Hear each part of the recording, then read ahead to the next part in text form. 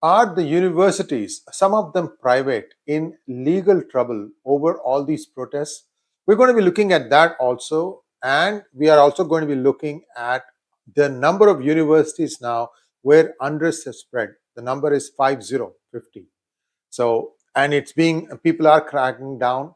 The police is coming in and cracking down. But what has happened thus far in many of these campuses, we're going to take a look at information about all these things by looking at the references supplied in the description section. So you can go and take a look at what has happened. We've put in a lot of hours trying to compile all this for you, just so your children, if they are in any of these campuses, are safe.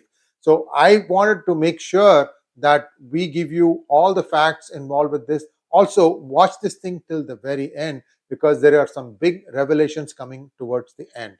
First, please like this video, and if you have not subscribed to our channel already, please do subscribe to our channel. So here we go, the slide deck, and I'm going to be talking about various campuses. Not all 50 are going to be covered, but the predominant ones, the more important ones where there has been a significant amount of unrest, that has been covered. Here we go. Are the US universities in legal trouble for allowing protests? So we're going to be looking at this matter also. Now, student protests against the Israel-Hamas conflict have emerged on numerous university campuses across the United States. Some universities shut down encampments and after reports of anti-Semitic activity among the protesters. The students are demanding that universities cut ties with companies supporting Israel's military actions in Gaza and in some cases with Israel itself. By the way, on a slightly different note, Google has now fired 50 employees for taking over their offices. Remember, the first time I talked to you about it, 28 employees were fired, but after they went and researched some more to see who else was involved, a total of 50 people have been fired. Some of them may be on work visa. I think there is a move to terminate those work visas and ship them out of the country. Consequences are becoming quite dire. Also, some of the children that are going to campuses don't get misled by the protesters. Many of them are just paid protesters. Yesterday's episode, you would have seen how much each one is getting, up to $400 an hour for protesting. They have nothing to do with your campus. They are not students. These are people being brought in from the cities to create trouble. We also talked about who's funding it, all that in yesterday's episode. Today, we are going to take a look at a little bit more in depth on how the modus operandi of these people are. In this episode, we are going to be talking a little bit more about how these people are operating. About 600 people have been arrested at pro-Palestinian 600 protests on at least 15 college campuses across the US in just over a week. University administrations have cracked down on student demonstrators in unprecedented ways as protests grow in size and intensity. The majority of arrests have occurred at encampments and sit-ins. Dozens of smaller scale college protests haven't seen altercations between demonstrators and police. That means some of the smaller places, you don't have the altercations. And here is the list of 45. This list is still growing, unfortunately. Brown, Cal State Poly in Humboldt County, City College of New York, Columbia University, Cornell University, Emerson University, Emory University, Florida International University, Florida State University at Tallahassee, Fashion Institute of Technology, George Washington University, Howard University, Indiana University, MIT, Michigan State University, New York University, Northeastern University, Northwestern University, Ohio State University, Princeton University, Purdue University, Rice University, Temple University, Texas A&M University, the New School, Tufts University, UC Berkeley, UCLA, University of North Carolina at Chapel Hill, University of North Carolina at Charlotte, University of Southern California, that is USC, University of Arizona, University of Kansas, University of Maryland, University of Michigan, University of Minnesota, University of Nevada,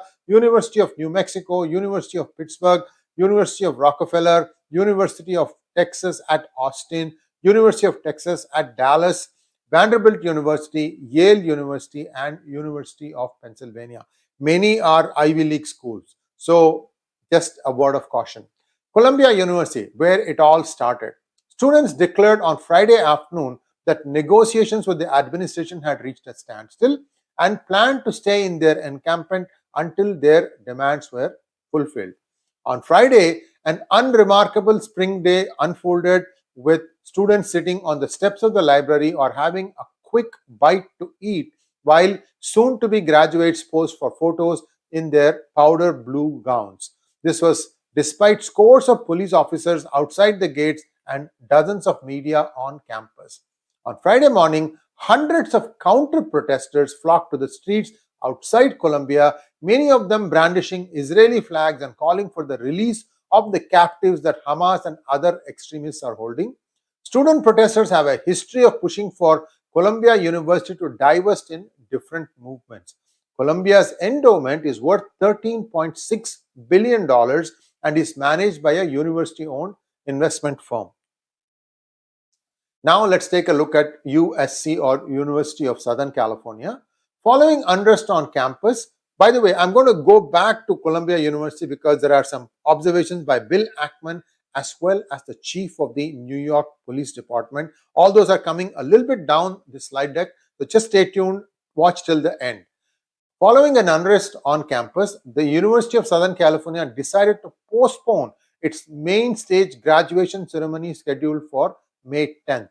More than 90 persons were taken into custody on trespassing charges during a demonstration at the campus, according to the Los Angeles Police Department on Wednesday night. A charge of assault with a deadly weapon led to the arrest of one person. The institution declared on Wednesday that it had closed campus and that anyone who remained would be arrested by the police. Campus closures are happening, and you will see what happened at Humboldt. Ohio State University. Police and protesters fought at Ohio State University in Columbus soon after they met on Thursday evening. This is Columbus, Ohio. That's a city in Ohio, not to be confused with Columbia University, which is in New York. Those who stayed after being told to leave were arrested and charged with trespassing, according to university spokesperson Benjamin Johnson. Johnson mentioned that overnight events are not allowed by the university. Johnson stated that on Friday, out of 36 arrested, 16 were students and 20 had no connection to the university. And you will see this theme go through university after university, that many were not even students. Now let's take a look at George Washington University. And on Thursday, this is in Washington, D.C. itself. On Thursday, around 50 students from George Washington University in Washington, D.C. established a tent camp in the university's university yard. A group of Georgetown University instructors and students organized their own protest walkout later in the day and marched to the George Washington campus to join them. The demonstrators are requesting that the institution lift its sanctions against a well-known student organization that supports Palestine and divest from Israel. New York University. This is in the city of New York, NYU. An NYU student organized campsite grew to hundreds of demonstrators early this week. On Wednesday, the police said that 133 demonstrators were arrested, and they reported that everyone was set free with a summons to appear in court for alleged unruly behavior. The start date is 15th of May. UPenn, University of Pennsylvania, an Ivy League school. Early on Friday, a tiny but expanding protest camp was still present on the University of Pennsylvania's Philadelphia campus. The school claimed it was closely monitoring the camp, which had begun on Thursday, and that it had not received any reports of demonstrators acting violently or threateningly. They did, however, issue a warning that they would not allow demonstrations or speech that broke university regulations, interfered with operations, or created an intimidating, hostile, or violent environment. Harvard University. Dozens of student organizers began an encampment at Harvard Yard, holding protests and spending the night in tents. Harvard administration has warned participants that the encampment violates university guidelines, igniting debates about the regulation of protests on campus. They did, however, issue a warning that they would not allow demonstrations or speech that broke university regulations, interfered with operations, or created an intimidating, hostile, or violent environment. Harvard University police department officers watching, but they have not intervened thus far. 𝗣𝗲𝗿 𝗲𝘀𝗆. Campus was closed for the rest of the semester as protesters have seized multiple buildings. It could be a quarter. It doesn't matter. Quarter is 3 months, semester is 4 months. But essentially, till the end of this term, it is closed. One building has now been renamed as Intifada Hall. Protesters are trying to break into multiple buildings that have been locked and seize and steal equipment. So this has become a riot. Essentially, we all know, even whether when you go back to the BLM days, first it seems like a group of people who are ideologically committed to this, and then the professional protesters come in, take over, take it to a whole new level. Is that what is happening in these campus protests? Soros, other elites funding campus agitators. This I have told you yesterday in a detailed way, how much money per demonstrator per hour, all that stuff. Here we are looking at the whole thing in a little bit more detail. Encampments at Harvard, Yale, UC Berkeley, Ohio State, and Emory in Georgia were organized by branches of Students for Justice in Palestine. I told you about this, how this has been funded by Soros and Rockefeller, which gets cash, some direct, some indirect, from Soros family as well as the Rockefeller Brothers Fund. I told you all these things yesterday. And there is also a retired Wall Street banker called 𝗤𝘲𝙁𝙁 𝗔𝙪 who is giving it. US CPR community and college fellows earn stipends of 2,880 to 7,800 for work organizing campaigns to demand cutting ties to Israel. Now, though most of the campus occupiers are themselves plenty privileged, the charitable giving helps explain why the demonstrators get to protest in style.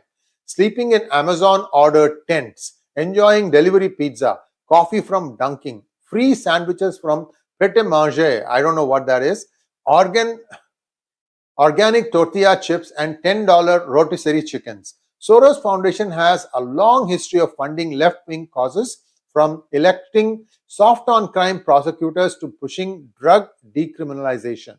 Countless other foundations, like the Rockefeller Brothers Fund, have fallen under far-left leadership over the years.